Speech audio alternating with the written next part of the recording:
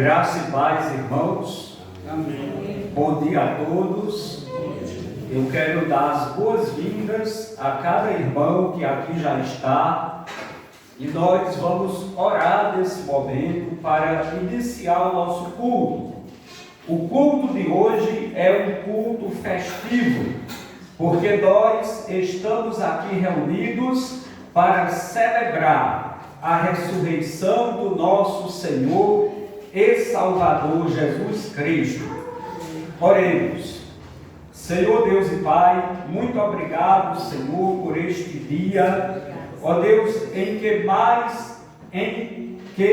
mais esse ano nós celebramos, relembramos a ressurreição do nosso Senhor e Salvador Jesus Cristo. A Tua palavra diz, Senhor, que Jesus morreu pelos nossos pecados, segundo as Escrituras, e foi sepultado, segundo as Escrituras, mas que também ressuscitou, está vivo, foi visto por várias testemunhas, e nós, seus discípulos, estamos aqui para celebrar, ó Deus, a ressurreição do nosso Senhor Jesus Cristo, o nosso Senhor e Salvador. Obrigado, ó Pai, por essa oportunidade.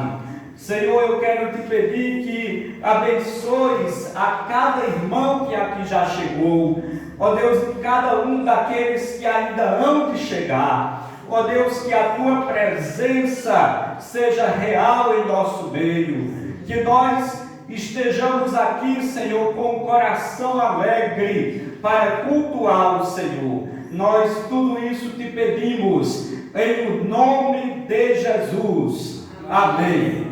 Amém, meus irmãos. Vamos, nesse momento, louvar a Deus com o hino 99 do cantor cristão, o hino Ressurreição. Vamos todos ficar em pé e vamos louvar a Deus com muita alegria.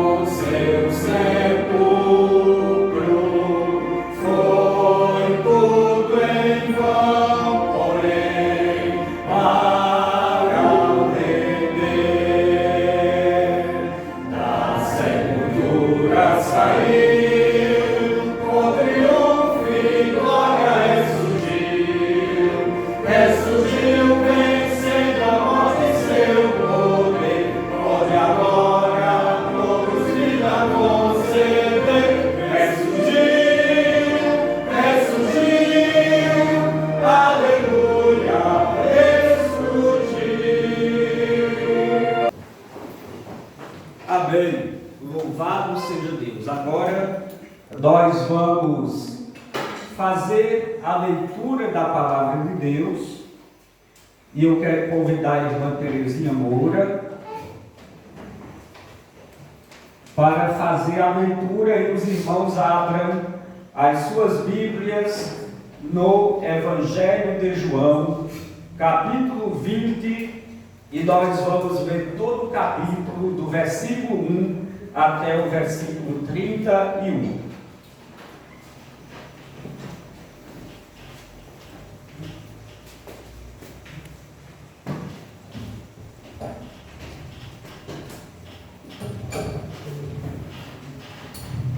Bom dia, irmãos. Bom dia.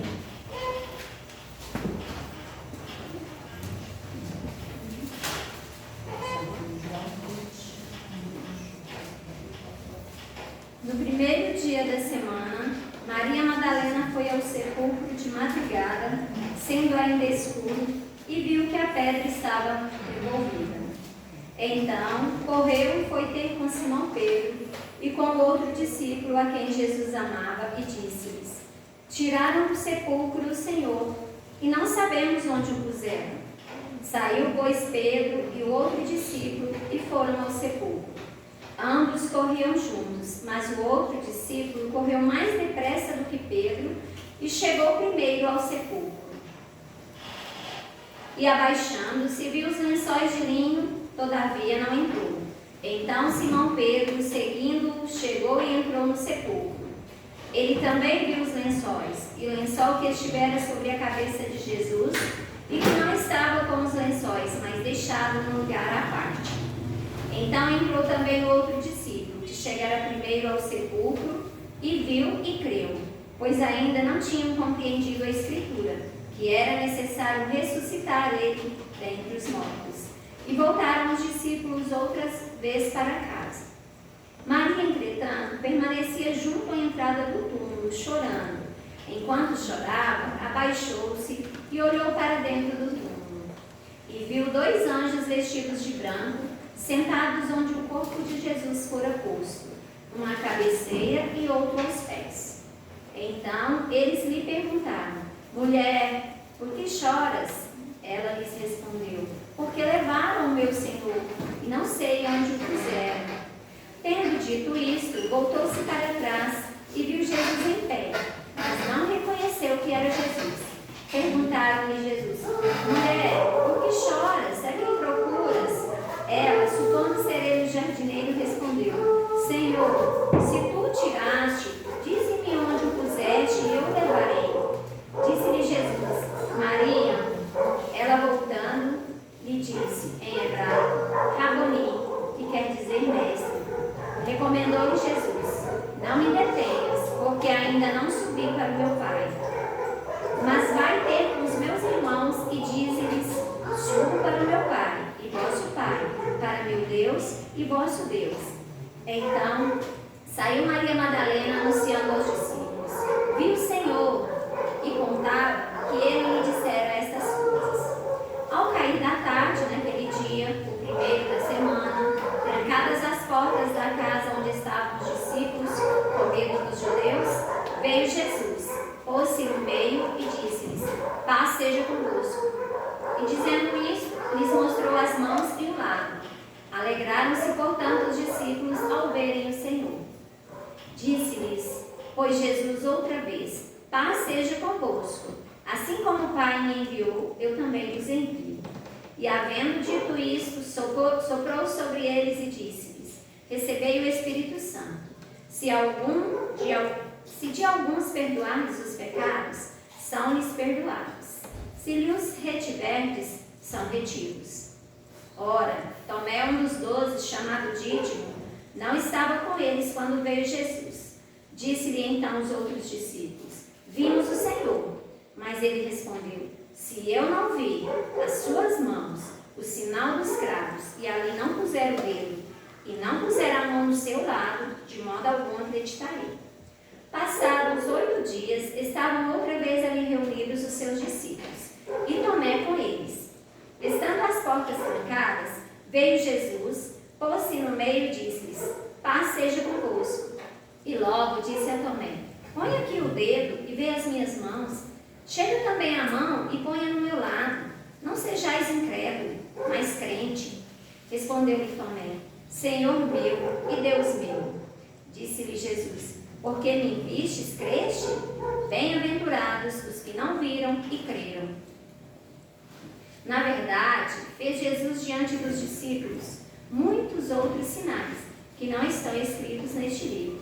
Estes, porém, foram registrados, para que creais que Jesus é o Cristo, o Filho de Deus, e para que, crendo, tenhais vida em seu nome. Amém. Muito obrigado, irmã Terezinha. Nós vamos agora louvar a Deus. E eu quero convidar os irmãos a se colocarem em pé e chamar o grupo de louvor para que juntos louvemos ao Senhor. E logo após o grupo de louvor, a irmã Miriam está com a oportunidade para fazer o momento da EBD.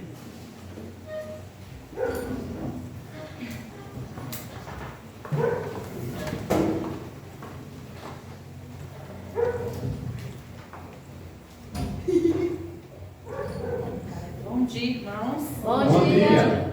Bom estarmos aqui, para louvarmos ao Senhor, engrandecer, esse Deus tão maravilhoso que enviou o seu Filho, para nos salvar. Jesus morreu e ressuscitou, e esse é o motivo de nós estarmos alegres, Vamos cantar. Ele escolheu os cargos, Ele escolheu morrer na cruz para nos dar a salvação. Isso eu entendo em mim e com você. Aleluia.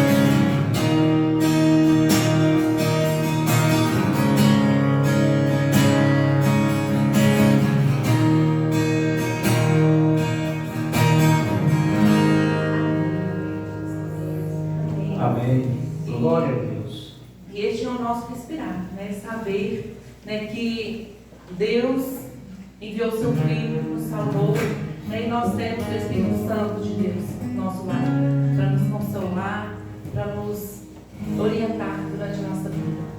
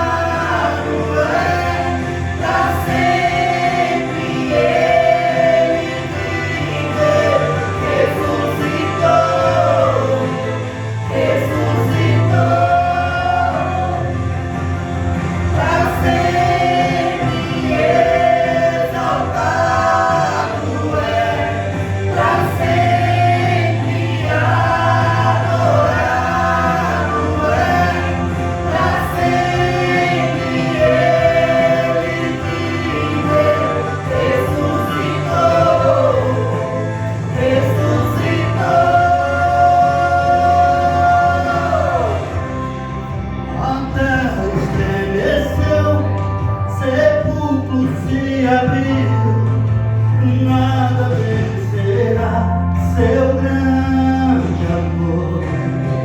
Oh morte, onde estás? O Rei ressuscitou, Ele venceu pra sempre, pra sempre exaltado é, pra sempre adorado é, pra sempre Ele viveu, ressuscitou, ressuscitou.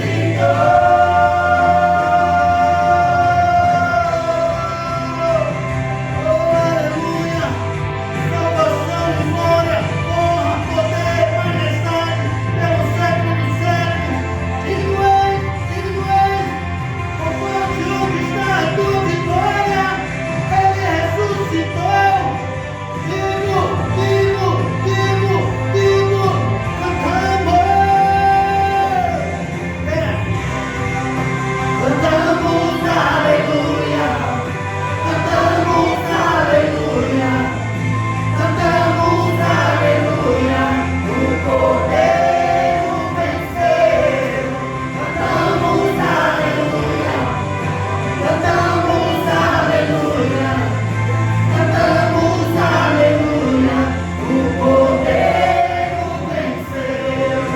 Cantamos aleluia, cantamos aleluia, cantamos aleluia, o Cordeiro venceu.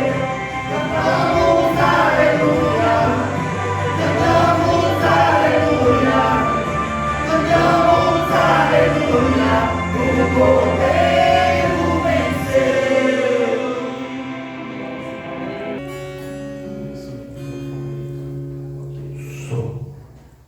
Som.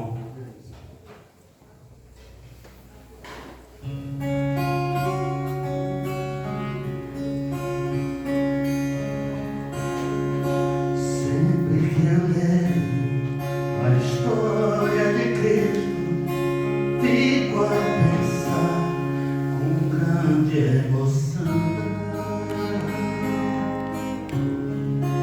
no privilégio que muitos tiveram ao ver o seu rosto, sentir sua mão.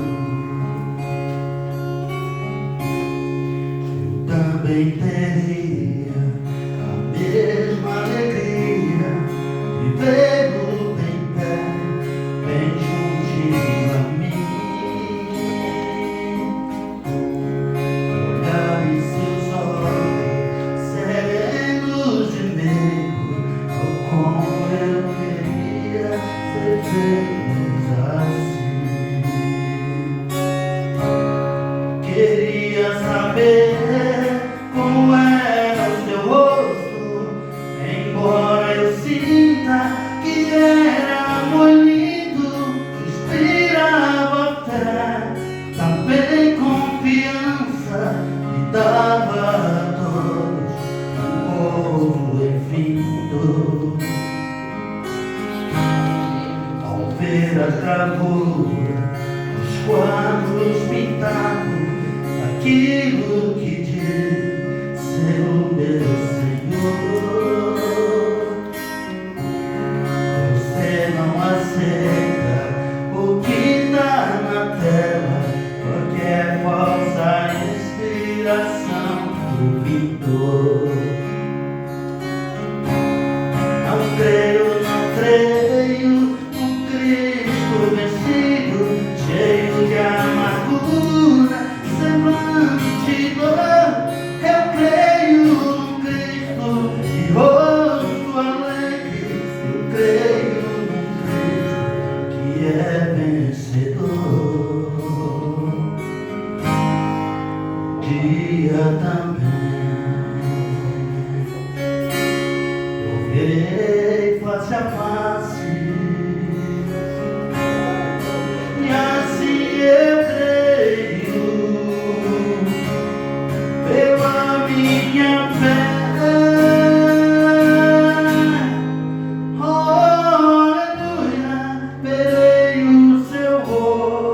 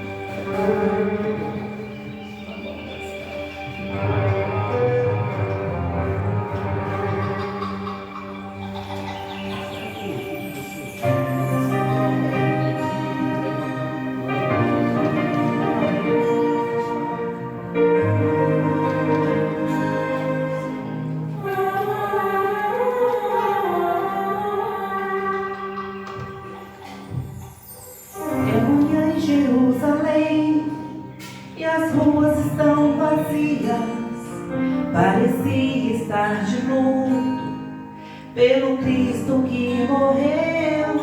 É amanhã em Jerusalém e em casa de Maria se podia ouvir o pranto da mãe que seu filho perdeu. É amanhã em Jerusalém e uma mulher a perguntar: aonde está meu Senhor, aonde está? É amanhã em Jerusalém, Pilatos se arrependia de ter condenado um homem que nenhum erro cometeu. É amanhã em Jerusalém que Simão não entendia o que aconteceu ao mestre, com quem tanto aprendeu. É amanhã em Jerusalém, eis que o céu explode luz e cantam os anjos que Jesus ressuscitou.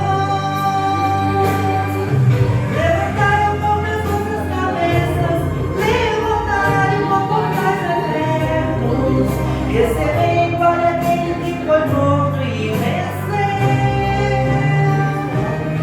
Então o céu e a terra se alegrou, cantaram todos os anjos de Deus.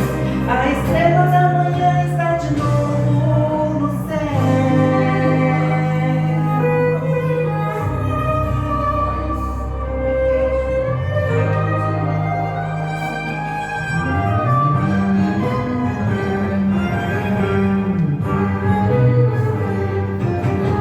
É manhã em Jerusalém e se cumpre a profecia. O império da morte foi vencido por um rei.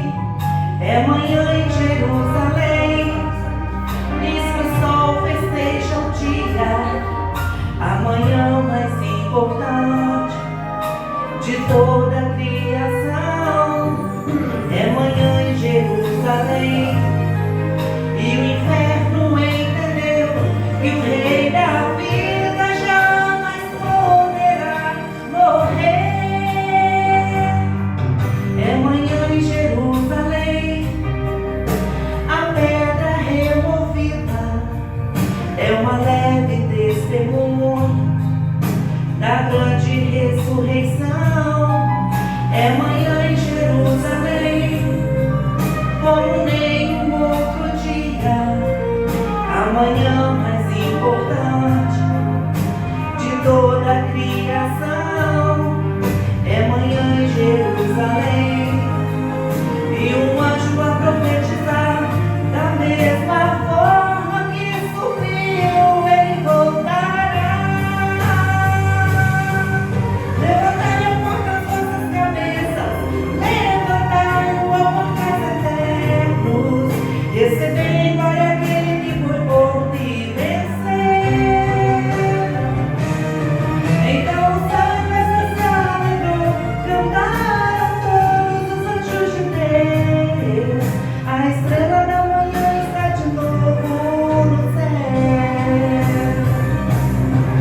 Levantai um pouco as vossas cabeças, levantai um pouco mais eternos, recebei glória aquele que foi morto e venceu. Então o céu e a terra se alegrou, cantaram todos os anjos de Deus. A estrela da manhã está de novo no céu.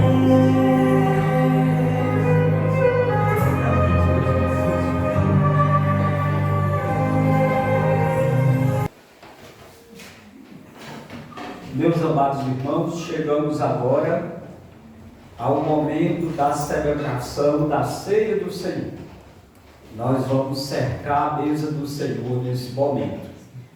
E para começarmos, eu quero convidar a Sara, que vai fazer a leitura referente à ceia do Senhor. Então, os irmãos, abram as suas Bíblias no Evangelho de Mateus, capítulo 26. 26 e nós vamos ler do versículo 1 ao versículo 32. Sara, pode vir.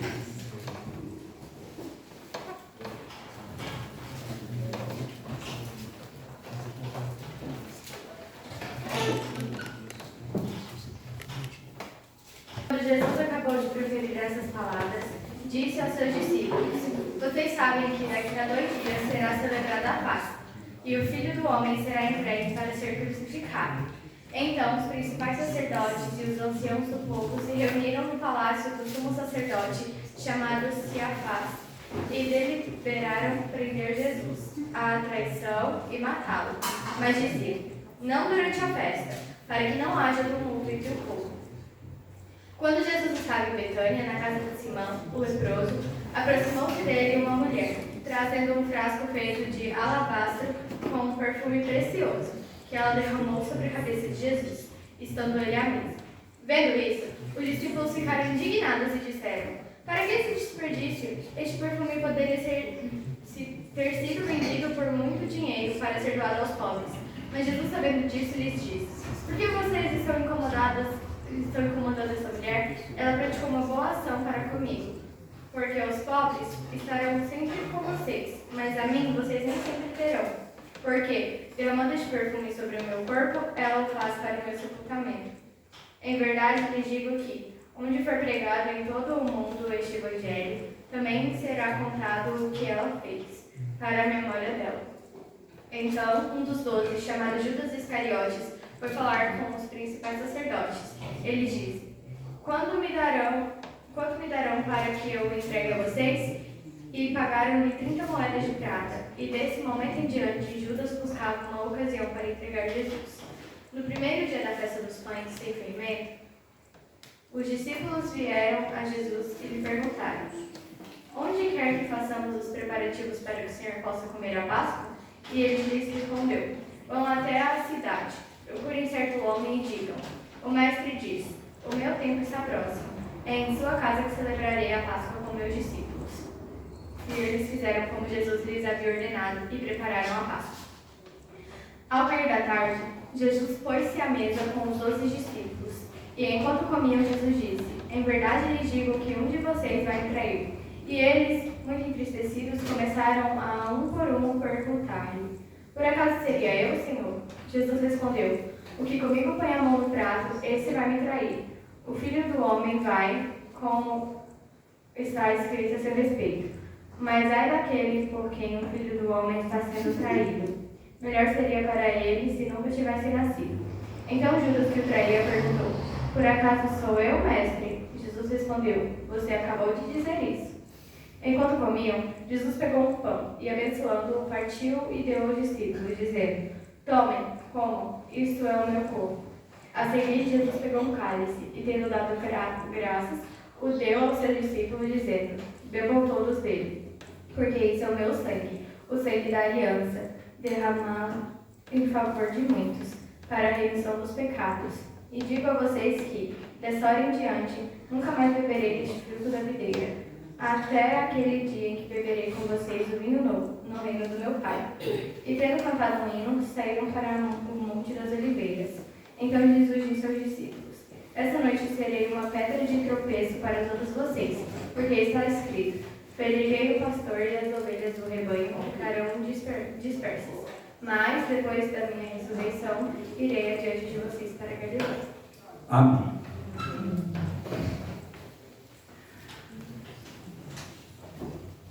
Meus amados irmãos, nós estudamos aqui durante todo esse mês, até agora, sobre a Páscoa. E eu disse para os irmãos que a origem da Páscoa, ela está ligada à libertação do povo de Israel da escravidão do Egito. Então a Páscoa, celebrada pelos israelitas, ela foi um jantar, onde os israelitas comeram carne de cordeiro assada, com pães sem fermento e ervas amargas. Antes desse jantar, eles mataram o cordeiro e passaram o sangue do cordeiro nas vergas e nos umbrais da porta. Aquele sangue era um sinal para que, quando o anjo destruidor passasse pela terra do Egito para matar os primogênitos, na casa onde houvesse o sangue, ele não entraria, ele passaria por cima. E depois daquela noite, os israelitas saíram livres da escravidão do Egito. Essa Páscoa israelita era um símbolo da nossa Páscoa cristã. Por quê? Porque o cordeiro que teve o seu sangue derramado representava Cristo, que teria o seu sangue derramado na cruz. Aquele cordeiro assado representava os sofrimentos de Jesus lá na cruz. E a libertação dos israelitas da escravidão do Egito representa a libertação de todo aquele que crê em Jesus do pecado, da condenação do pecado e da morte.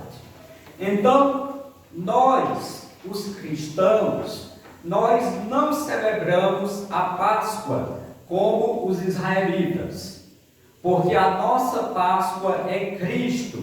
Cristo é o nosso Cordeiro Pascual.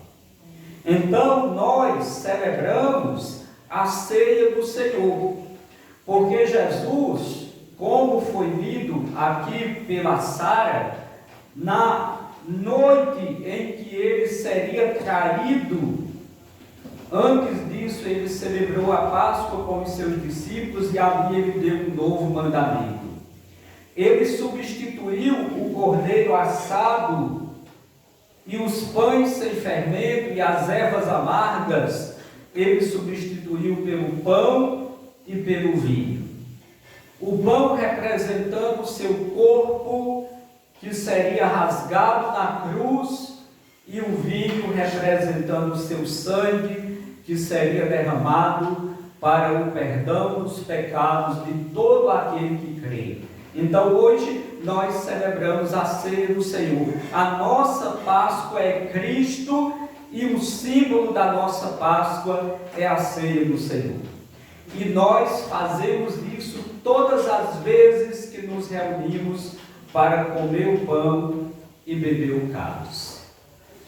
A ceia do Senhor é um memorial daquilo que aconteceu há mais de 2000 anos atrás, da morte, do sepultamento e da ressurreição do nosso Senhor Jesus Cristo. Então vamos nos colocar em pé e vamos louvar a Deus com o hino 123 do cantor cristão, Seja Bendito o Cordeiro.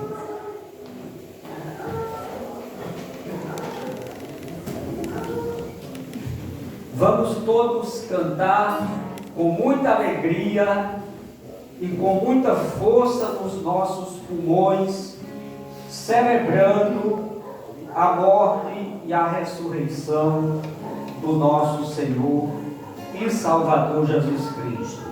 Bendito Cordeiro, hino 123 do cantor cristão.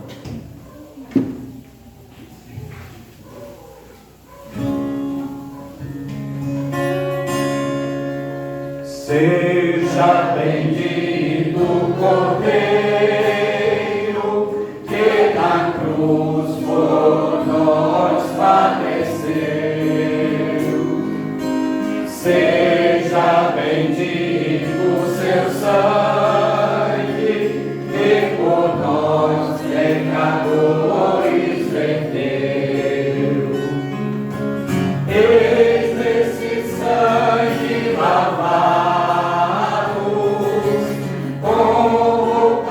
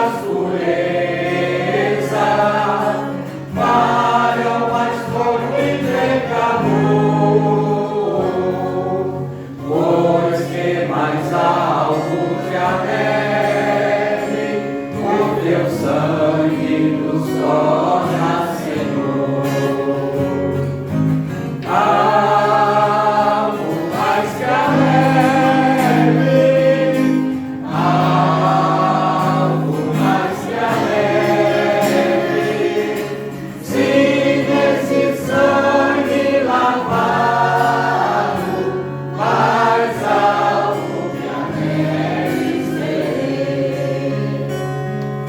se nós a ti confessarmos e seguirmos na tua luz, tu não somente perdoas, purificas também, ó Jesus. Se de todo pecado, que maravilha desse amor, pois que mais alto que a neve, o teu sangue nos torna, Senhor. Algo mais que a neve, algo mais que a neve, se nesse sangue lavado, mais alto que a neve ser. Amém. Eu quero convidar o irmão Geraldo e o irmão Tarcísio para fazer a distribuição dos elementos do pão e do vinho.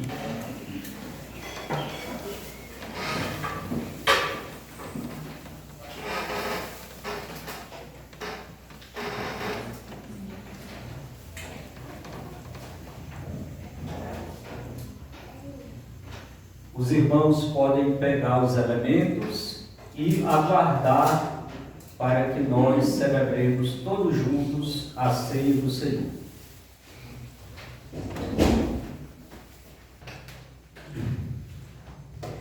Todos os irmãos já pegaram os elementos, o pão e o cálice.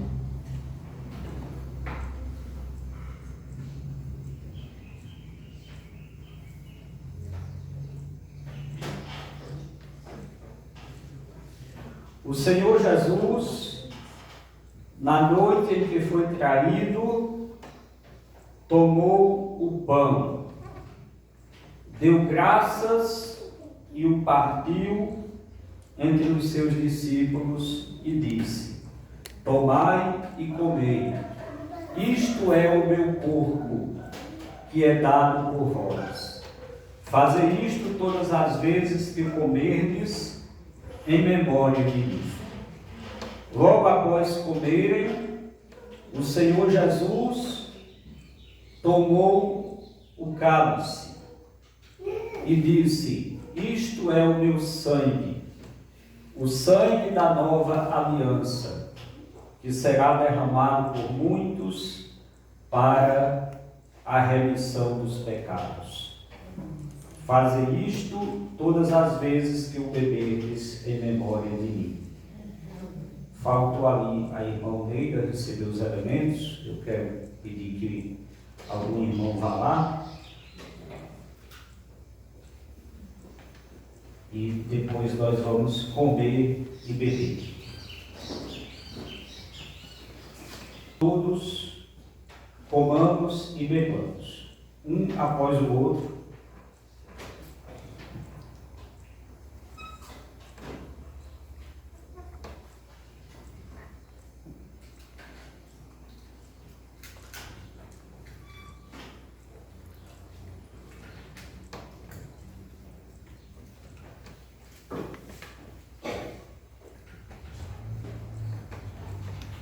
Os irmãos podem louvar a Deus com frases curtas de agradecimento e de louvor pela ressurreição do nosso Senhor Jesus Cristo.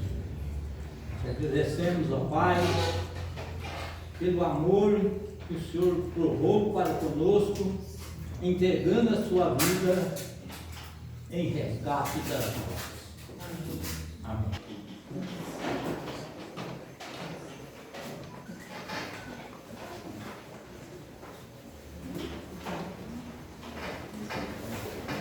Meus amados irmãos, nesta manhã eu quero falar com os irmãos sobre as 7 últimas palavras ou as 7 últimas frases de Jesus lá na cruz.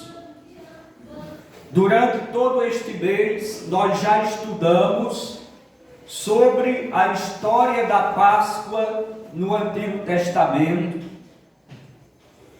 Estudamos sobre a última semana de Jesus aqui na terra.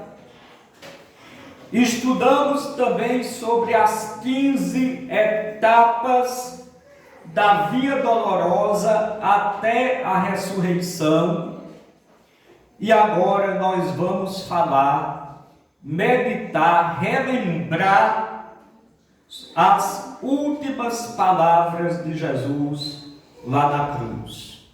Então este é o título da mensagem de hoje.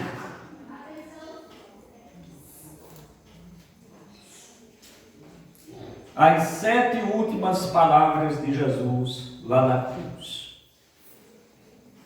O Senhor Jesus, quando foi crucificado, a Bíblia diz que, como um cordeiro mudo, ele foi levado ao matadouro. Mas isso não significa dizer que enquanto Jesus estava na cruz, ele ficou em silêncio. Não, ele falou. Do alto da cruz, ele falou. Quando a Bíblia diz que como um cordeiro mudo foi levado ao matadouro, está falando simbolicamente, metaforicamente, da sua submissão, porque ele não fugiu da cruz, ele foi submisso à vontade do Pai, e ele abraçou a cruz por vontade própria. Então vejamos, a primeira palavra ou a primeira frase dita por Jesus lá na cruz está em Lucas, Evangelho de Lucas, capítulo 23, versículo 34. Abra a sua Bíblia para você poder acompanhar. Faça esse exercício. Lucas, capítulo 23, versículo 34.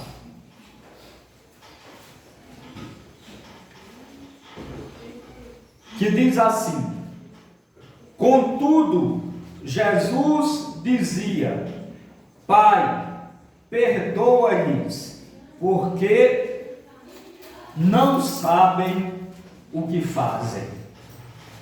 Jesus disse essa frase quando o prenderam, quando o pregaram na cruz. O Evangelho de Marcos diz que era 9 horas da manhã, quando Jesus foi pregado na cruz na sexta-feira. E ali, sendo pregado na cruz, Jesus diz essas palavras, orando por aqueles que o crucificavam, orando em favor daqueles que tramaram a sua morte, orando em favor daqueles que o estavam torturando, cravando as suas mãos, cravando os seus pés no madeiro. E aqui nós vemos 3 coisas interessantes. A primeira coisa é que Jesus, ele não paga o mal com o mal. Ele ora a Deus pedindo que perdoe aquelas pessoas. Em segundo lugar, Jesus atenua a culpa dos assassinos, dizendo: eles não sabem o que fazem. Então, com essa atitude, Jesus, mais uma vez, está trazendo para nós uma mensagem de que nós devemos perdoar a quem nos ofende, de que nós devemos fazer o bem a quem nos faz o mal, de que nós devemos orar por quem nos persegue e por quem nos maltrata. Porque o próprio Jesus, no momento de dor, ele faz isso. E ele faz isso nos deixando também essa mensagem que ele já tinha falado várias vezes durante o seu ministério de ensino aqui na terra, mas agora ele exemplifica na prática esse tipo de perdão, esse tipo de amor, de orar por aqueles que o maltratavam. O apóstolo Paulo, lá em Romanos, na carta aos Romanos, no capítulo 12, ele diz isso: não pagueis mal por mal, mas pagai o mal com o bem. O bem sempre deve prevalecer sobre o mal. Então, a primeira palavra de Jesus na cruz foi a palavra do perdão. Vamos dizer? A palavra do perdão. Vamos lá? A palavra do perdão. Isso. A segunda palavra, a segunda frase de Jesus lá na cruz foi a palavra da salvação. Abra Lucas capítulo 23, versículo 39 ao 43. Lucas 23, versículos 39 ao 43. Abra para você acompanhar.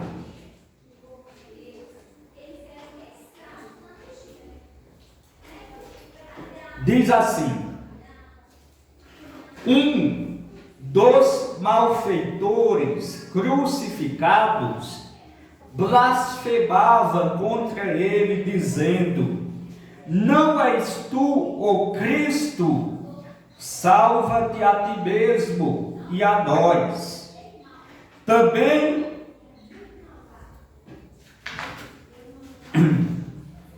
respondendo-lhe, o outro repreendeu, dizendo: nem ao menos temes a Deus, estando sob igual sentença? Nós, na verdade, com justiça, porque recebemos o castigo que os nossos atos merecem. Mas este nenhum mal fez. E acrescentou: Jesus, lembra-te de mim quando vieres do teu reino. Jesus respondeu: em verdade te digo, que hoje estarás comigo no paraíso. Os evangelhos dizem que quando Jesus foi crucificado, ele não foi crucificado sozinho. Dois malfeitores, dois bandidos, digamos assim, dois ladrões, foram crucificados, um à direita e outro à esquerda de Jesus. Aqueles homens que foram crucificados, eles estavam sendo crucificados para pagar a pena de seus crimes. Mas Jesus não. Jesus era inocente. Jesus não tinha crime nenhum, pecado nenhum para merecer a morte de crucificação. E aqueles homens um deles começa a zombar de Jesus e dizer: se realmente você é o Filho de Deus, salve-se a si mesmo e salve a nós também. Ele dizia isso não pedindo socorro a Jesus, mas ele dizia isso zombando de Jesus, seguindo o exemplo dos fariseus, que ao pé da cruz diziam a mesma coisa: salvou aos outros, a si mesmo não pode salvar-se. Se é o rei de Israel, desça da cruz para que nós creiamos. Então era assim que os fariseus zombavam de Jesus, e era assim que esse ladrão que estava crucificado também zombava de Jesus. Mas o seu colega de crime repreendeu, dizendo: nós estamos aqui porque merecemos. Ele não, ele nenhum crime cometeu. Você não teme a Deus? E ele se volta para Jesus e diz: Jesus, lembra-te de mim quando vieres do teu reino. E Jesus faz uma promessa para ele, para aquele ladrão que se arrependeu e reconheceu a Jesus como seu Salvador. Jesus prometeu: hoje mesmo estarás comigo no paraíso. Irmãos, aqui nós vemos algumas coisas. Em primeiro lugar, este homem que disse: Jesus, lembra-te de mim quando entrares no teu reino.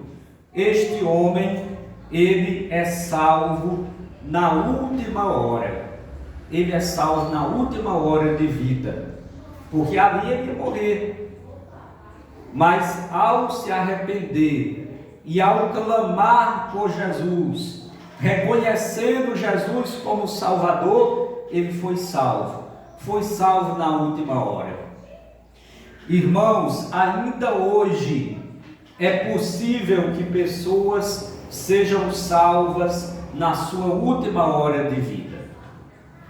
Bom seria que todas as pessoas crescem em Jesus e seguissem a Jesus desde cedo, desde a juventude, desde a infância.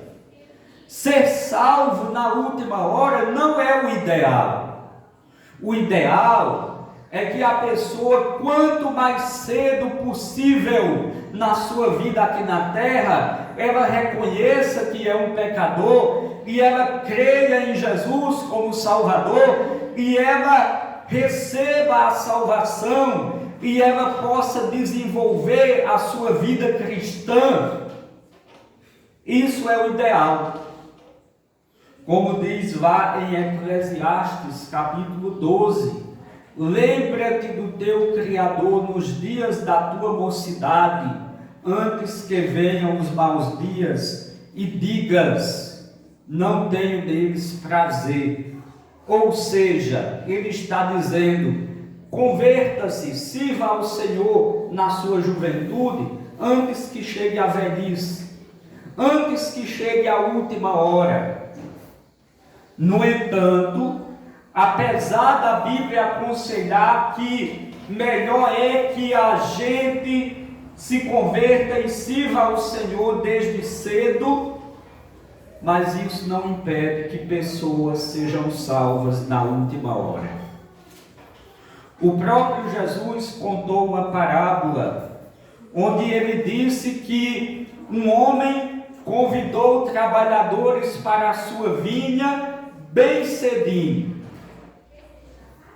E depois ele convidou outros trabalhadores para a sua vinha já no final da tarde, já no final do dia. E na hora de pagar aqueles trabalhadores, ele pagou o mesmo tanto aos que trabalharam desde manhã e pagou a mesma coisa aos que trabalharam só uma hora, porque já entraram no trabalho no final do dia. E aqueles que trabalharam o dia todo reclamaram e disseram: você paga o mesmo valor para nós que trabalhamos o dia todo e para estes que trabalharam só uma hora? E o dono da vinha diz: eu acertei com vocês tanto, então recebam o que é de vocês, né? E acertei com eles o mesmo tanto, então eles estão recebendo o que é deles. Essa parábola que Jesus conta, ela nos faz pensar sobre isso. O dono da vinha é Deus. Os trabalhadores são aqueles que aceitam o Evangelho, reconhecem a Jesus como Salvador e vivem a sua vida cristã. A recompensa é a salvação. Não está dizendo aqui que a salvação é pelas obras. Entenda, isso é apenas uma parábola, uma comparação. Mas a questão é, a moral da história é que tanto aquele que aceitou a Cristo no início da sua vida, quanto aquele que aceitou a Cristo no final da sua vida, ambos terão o mesmo destino, a salvação, a vida eterna. Então foi o caso desse homem. Na última hora, Jesus disse: hoje mesmo estarás comigo no paraíso. Aquele homem, ele não teve tempo de se batizar nas águas, ele não teve tempo de fazer um discipulado, ele não teve tempo de servir ao Senhor junto com a igreja, mas ele foi salvo, porque a salvação não é pelas obras, mas pela fé em Cristo Jesus. Já os outros, como os apóstolos, por exemplo, que foram chamados por Jesus no início do seu ministério, que andaram 3 anos com Jesus, esses tiveram muito tempo para andar com Jesus durante a sua vida terrena. Esses sim se batizaram, pregaram, testemunharam de Cristo, fizeram parte da igreja, mas tanto um quanto o outro receberam a mesma coisa, receberam a vida eterna. Em segundo lugar, esse homem que disse na cruz: Senhor, lembra-te de mim quando entrares no teu reino, ele reconhece que Jesus é rei. Lembra-te de mim quando entrares no teu reino. Ele reconhece que Jesus é inocente. Ele nenhum mal fez, mas nós estamos aqui porque merecemos esse castigo. Em terceiro lugar, ele reconhece que ele merecia a morte, mas Jesus não. E aí ele clamou a Jesus. E aí, irmãos, nós vemos mais 3 verdades aqui. Primeiro, a verdade de que a salvação é pela graça. Pela graça sois salvos por meio da fé, e isto não vem de vós, é dom de Deus. A fé para a salvação é um dom de Deus, não é algo que a gente tem, é algo que Deus nos dá. E quando Ele nos dá essa fé para a salvação, nós cremos. E quando nós cremos, nós somos salvos. E nós somos salvos pela graça. Ou seja, um favor que nós não merecemos, mas que Deus nos dá. Isso é a salvação pela graça. Nós não merecemos a salvação, mas Deus nos dá salvação pela graça. Porém, irmãos, embora a salvação para nós seja pela graça, ela não foi de graça. Ela custou um alto preço, e nós vamos falar disso daqui a pouco. A segunda verdade é que a salvação, ela é um dom imediato de Deus. Quando a pessoa aceita Jesus como Salvador, imediatamente ela é justificada. Os seus pecados são perdoados. Ela é salva imediatamente. Não fica para amanhã, não fica para depois. É no momento em que você entrega a sua vida a Cristo, naquele exato momento, você é lavado pelo sangue de Jesus, você é adotado por Deus, você passa a ser filho de Deus, você recebe o Espírito Santo. Então a salvação é uma dádiva imediata. Em terceiro lugar, a salvação é estar com Cristo. A salvação é estar com Cristo. Então nós devemos andar com Cristo aqui, enquanto estamos nessa terra, e andaremos com Cristo e estaremos para sempre com o Senhor lá na eternidade.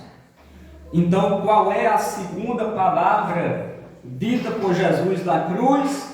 A palavra da salvação. Vamos dizer? A palavra da salvação. A terceira palavra de Jesus lá na cruz é a palavra do cuidado. Abra a sua Bíblia no Evangelho de João, capítulo 19, versículo 26 e 27. Evangelho de João, capítulo 19, versículo 26 e 27. Todos acharam? Diz assim: vendo Jesus sua mãe, e junto a ela o discípulo amado, disse: mulher, eis aí teu filho. Depois disse ao discípulo: eis aí tua mãe. Dessa hora em diante, o discípulo a tomou para casa. Então, irmãos, aqui provavelmente José, marido de Maria, já estava morto. E os irmãos de Jesus, que diz no Evangelho de Marcos o nome deles, Tiago, José, Simão e Judas, os irmãos de Jesus, eles não criam em Jesus. Somente depois da ressurreição foi que eles passaram a crer. Jesus, então, deixa sua mãe aos cuidados do apóstolo João. Então Jesus estava na cruz, e ao pé da cruz estava Maria, sua mãe, estava a irmã de Maria, ou seja, a tia de Jesus, estava uma outra Maria, mulher de Cleopas, e estava também Maria Madalena. E Jesus olha para sua mãe e diz: mulher, eis aí o teu filho. Jesus estava se referindo a João. Depois Jesus olha para João e diz: filho, eis aí tua mãe, se referindo a Maria. Com isso, Jesus estava dando para João a responsabilidade de cuidar de sua mãe. Até nisso, Jesus cumpriu a lei de Deus. Um dos mandamentos da lei de Deus é: honra teu pai e tua mãe. Honrar pai e mãe não se limita apenas você obedecê-los enquanto você é criança, enquanto você é menor de idade. Honrar pai e mãe implica principalmente em você cuidar dos seus pais, principalmente na velhice, onde eles precisarão mais do seu cuidado. Então isso é honrar pai e mãe, e até nisso Jesus obedece a lei de Deus, porque Jesus foi o único que cumpriu toda a lei. Nós, seres humanos, nós não somos capazes de cumprir a lei de Deus. Mesmo depois de crentes, nós ainda estamos sujeitos a pecar, a tropeçar, a falhar. O único perfeito é Jesus. Foi por isso que ele morreu, ele foi digno de morrer pelos nossos pecados, porque ele não tinha pecado. Então, qual foi a terceira palavra de Jesus na cruz? A palavra de cuidado, vamos dizer, a palavra de cuidado. A quarta palavra de Jesus na cruz foi a palavra do desamparo. Está em Mateus capítulo 27, 46 e Marcos capítulo 15, 34. Então eu quero pedir que dois irmãos leiam esses versículos.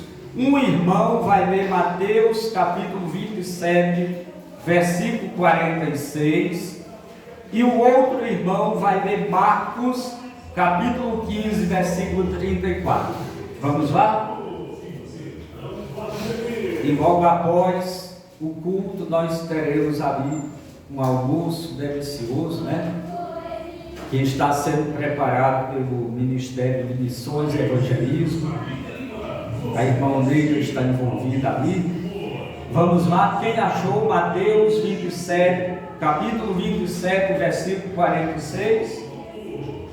Por volta da hora nona, clamou Jesus em alta voz, dizendo: Eli, Eli, sabachthani, que quer dizer: Deus meu, por que me desamparaste? Marcos 15, versículo 34.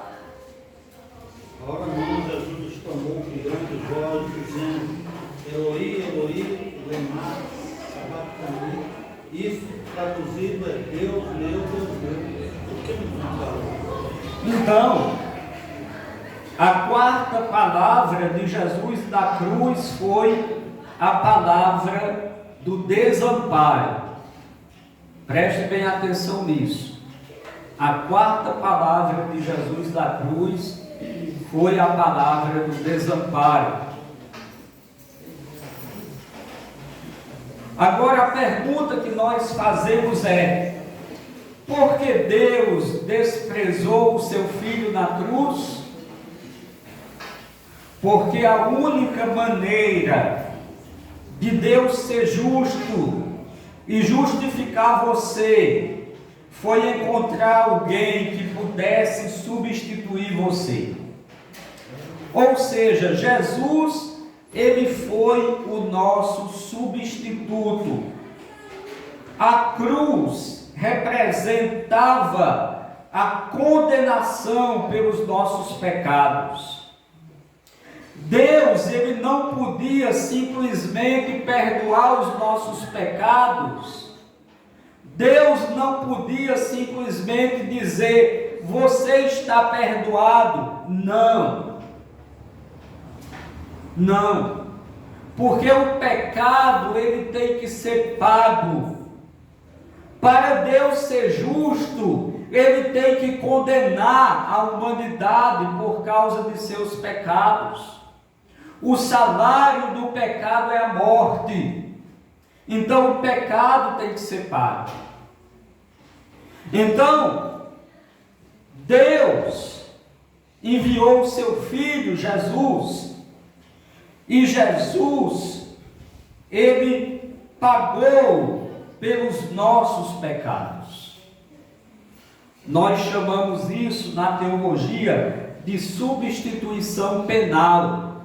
Ou seja, um inocente morrendo no lugar do culpado. O culpado somos nós, merecedores da morte do inferno.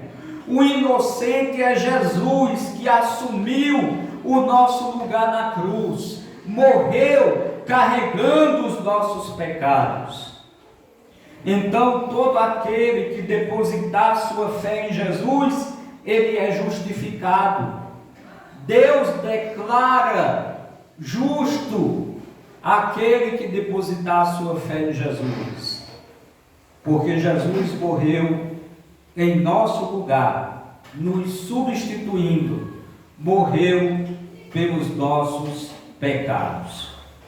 E naquele momento que Jesus estava na cruz, carregando os nossos pecados, Deus se afastou de Jesus, porque os nossos pecados interromperam a comunhão entre Jesus e o Pai.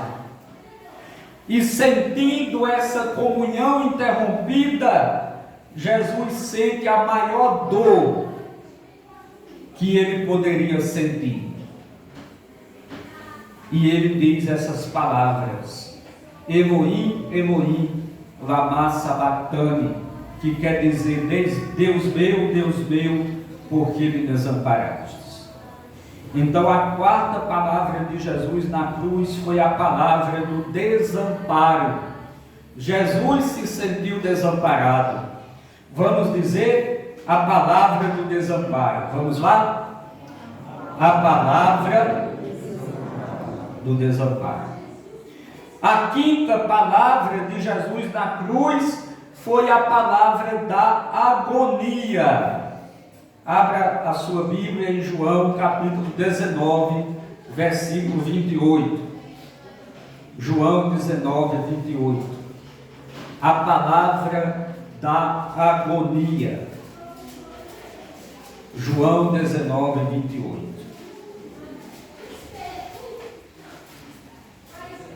Que diz assim: depois, vendo Jesus que tudo já estava consumado, para se cumprir a Escritura, disse: tenho sede. Quando Jesus disse, irmãos, tenho sede, aqui Jesus ele estava mostrando a sua humanidade. Porque lá na cruz, Jesus estava ali com toda a sua humanidade. O que significava a humanidade de Cristo? Significava que Jesus, mesmo sendo Deus, o Filho de Deus, 100% Deus, mas Jesus também era homem, igual a nós, 100% homem. E como homem, Jesus, ele sentia sede, ele sentia fome, ele sentia dor, ele ficava alegre, ele se entristecia, ele sorria, ele chorava, ele sentia medo. E lá na cruz, Jesus estava vivendo o ápice da sua humanidade. Na cruz, Jesus não fez nenhum milagre. Na cruz, Jesus se despiu da sua prerrogativa de Deus. Como diz lá em Filipenses capítulo 2, versículo 5, que Jesus, sendo Deus, ele não levou em consideração o fato de ser igual a Deus, mas a si mesmo ele se humilhou até a morte, e morte de cruz. Então na cruz Jesus se esvaziou, se tornou humano. Ele já era humano, mas na cruz ele alcançou o mais alto grau de sua humanidade. Se esvaziou. Nós chamamos isso na teologia de kenosis, o esvaziamento de Cristo. Ele se humilhou até a morte, morte de cruz. E o sinal dado por Jesus de que ali na cruz ele era humano foi dizer: tenho sede. A palavra da agonia. A morte estava chegando. A sede era um sinal de que o sangue de Jesus já estava todo se esvaindo do seu corpo, das suas veias. Tenho sede.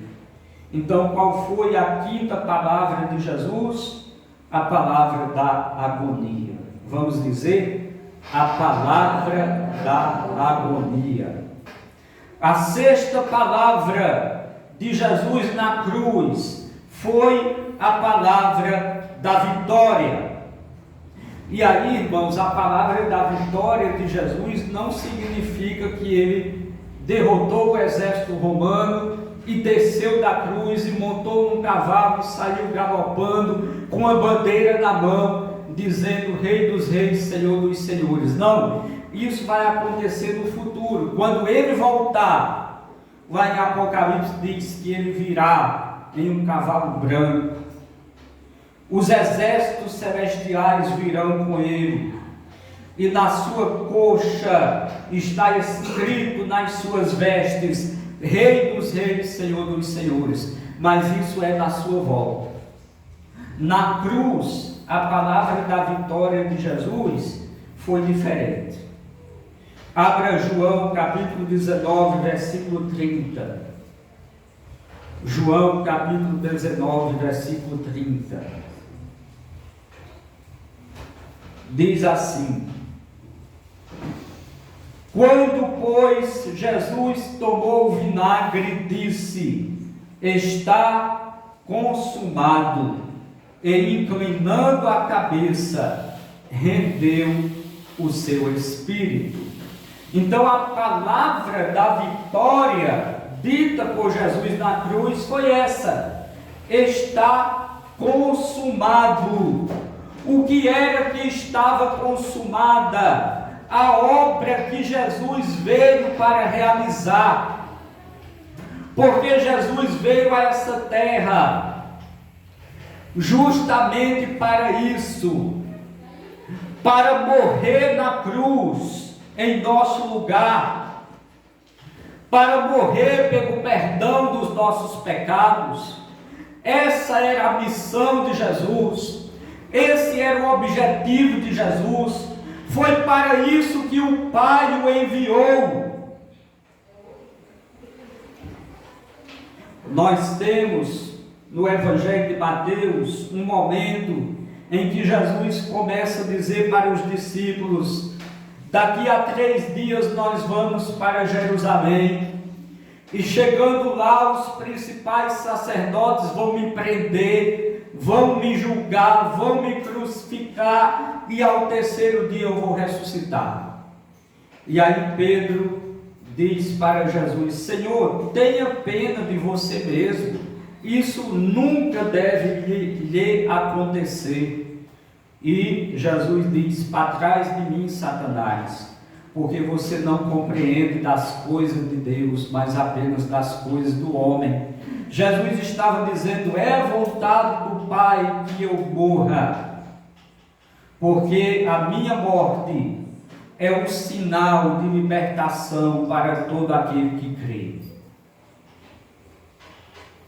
Então, quando Jesus morreu, ele disse: está consumado.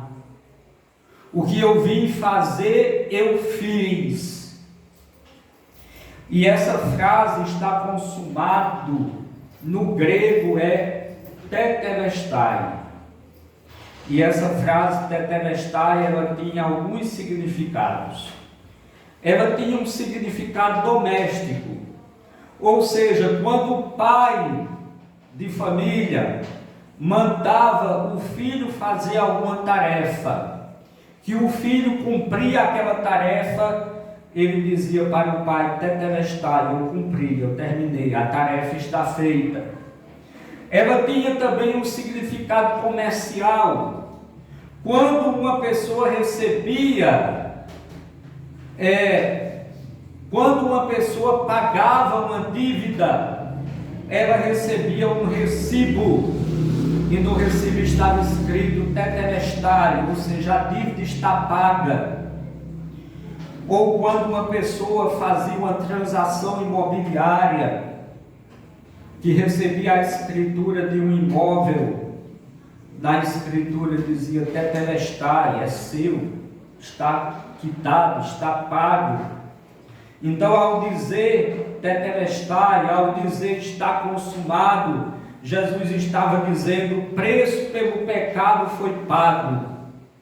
A tarefa que Deus me deu está cumprida.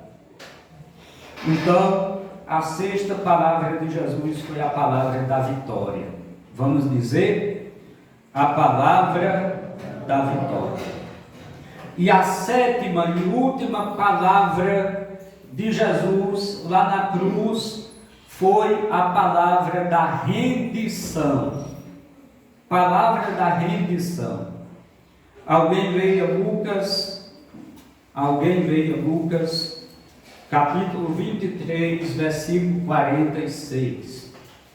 Lucas 23, 46.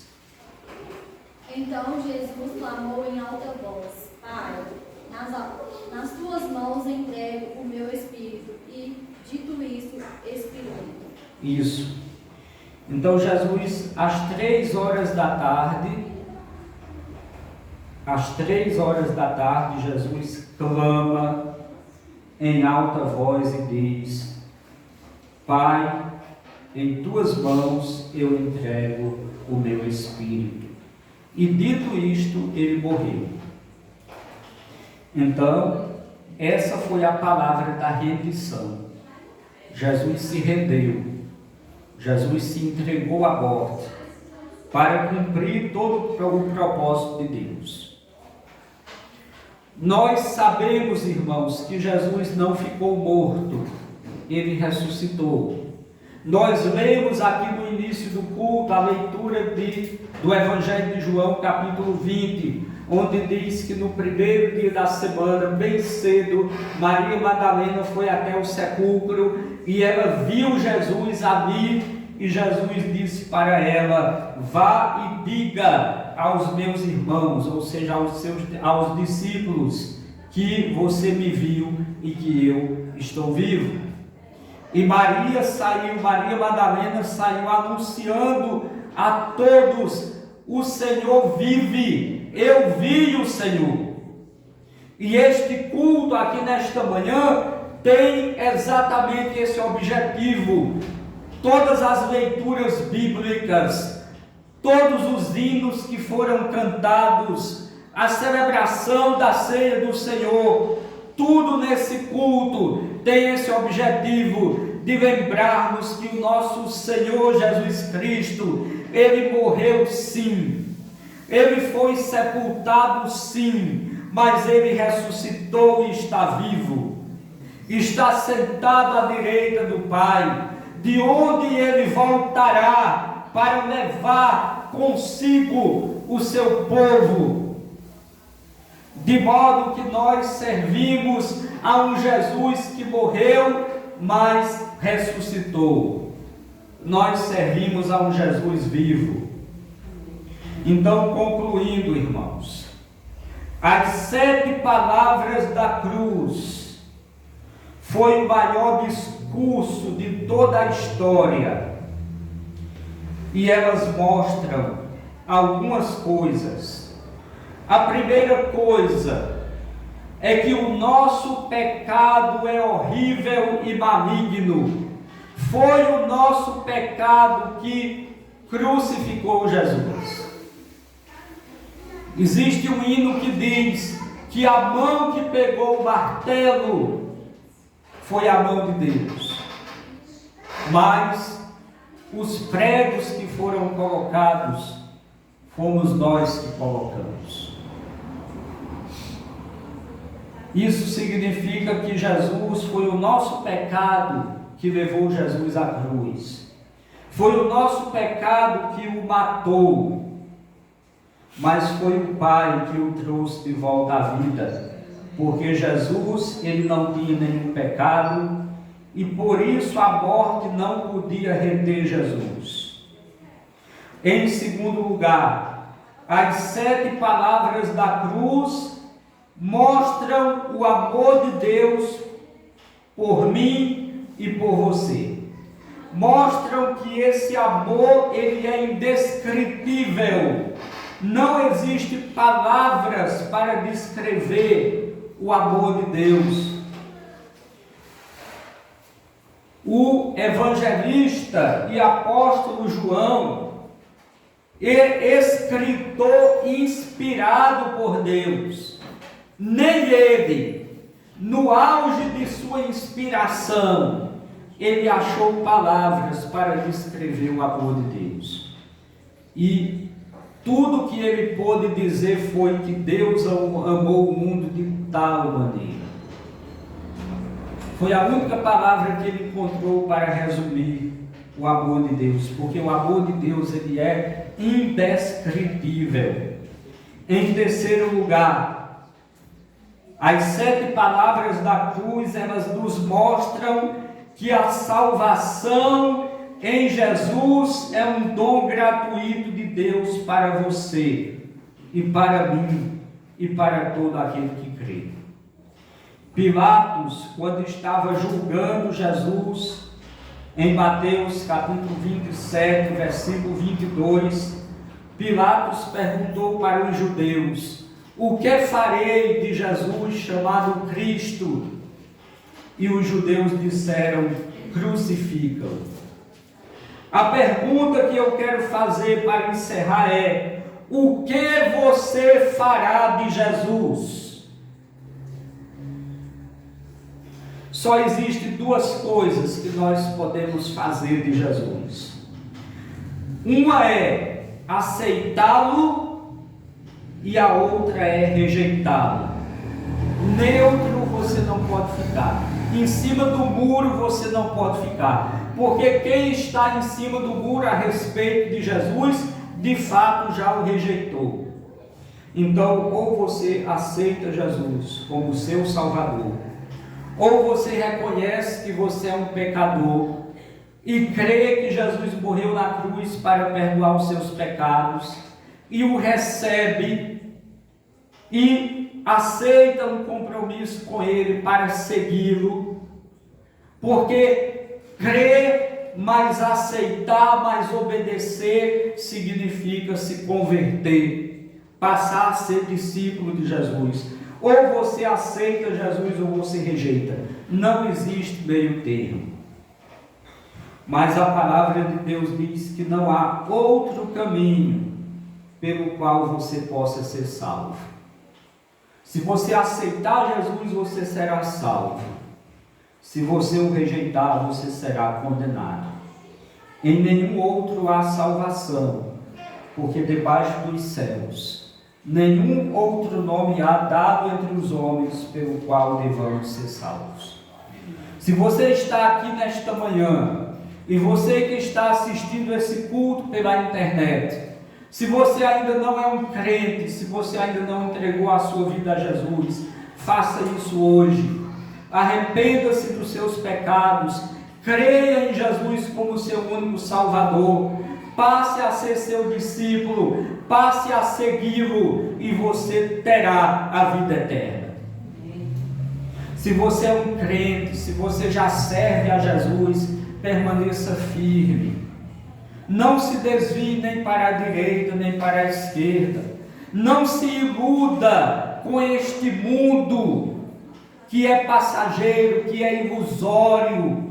A palavra de Deus diz que aquele que ama o mundo é inimigo de Deus, porque as coisas que existem no mundo é contra Deus. Mas aquele que serve a Jesus, aquele que rejeita o mundo por amor a Jesus, esse tem a vitória, esse tem a vida eterna, esse terá o gozo do céu. Então, se você é um crente, fique firme. Se você está balançando, cambaleando, fortaleça-se no Senhor, na força do seu poder, no Espírito Santo, na oração, na leitura da palavra, na congregação, na firmeza de sua fé. Que Deus o abençoe. E não vá embora. Nós teremos agora o nosso almoço de comunhão. Que a graça do nosso Senhor Jesus Cristo, o amor de Deus o Pai e as doces consolações do Espírito Santo sejam com todos, agora e sempre. Amém. Que Deus abençoe.